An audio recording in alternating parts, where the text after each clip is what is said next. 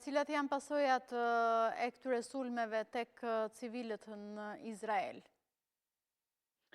Pasojat janë shumë të mëdha, si nga ana ekonomike, si nga ana shpirtërore, psikologjike. Patjetër që është, domethënë, çdo njeri në punën e tij, domethënë në jetën e tij është i prekur, por populli i Izraelit është mësuar të jetojë në luftë, është mësuar të punojë në luftë, është mësuar të kalojë situatat e vështira dhe shpresoj që dhe këtë luftë, e cila ndryshon nga luftrat e tjera, mund të them që është shumë e ashpër dhe shumë e rrezikshme për popullin e Izraelit, dhe jemi domethënë të gatshëm që vetëm domethënë të zhduket një herë për gjithmonë ai shtet kërcënues i cili gjithmonë na ka shkaktuar vetëm shqetësime. Të paktën 35 vjet që unë jam në Izrael, ne kam kaluar shumë luftra dhe ai që ka qenë kryesori i drejtimit të këtyre luftrave ka qenë Irani, dhe shpresoj që këtë radhë ai do të marrë një përgjigje të fundit dhe të kthehet një shtet demokrat, të hapi dyert perëndimit, të hapi dyert zhvillimit të popullit të tij dhe të mos të synojmë të luftojë popujt e tjerë dhe shtetet e tjerë, po të jetë vërtet një shtet i denj në lindjen e mesme, që nuk do të ketë më rrezik në lindjen e mesme dhe natyrisht ne si popull izraelit që të kemi dhe ne një qetësi shpirtërore, një qetësi jete, siç kanë të gjithë popujt e tjerë. Keni patur sirena alarmesh apo edhe kërkesa për të futur në vend strehime këto ditë? Patjetër,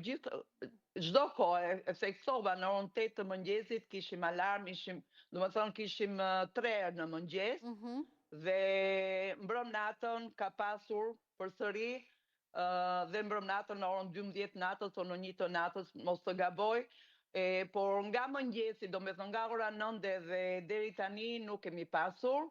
Por dihet e theksova që kur sulmon Izraeli, ne kemi atë pauzën e pushimit në Izrael që nuk sulmohemi. Por sulme ka gjithkohon edhe theksova që dhe Hezbollahu është futur në këtë luftë, se sa do të zgjasë lufta e tij nuk e di,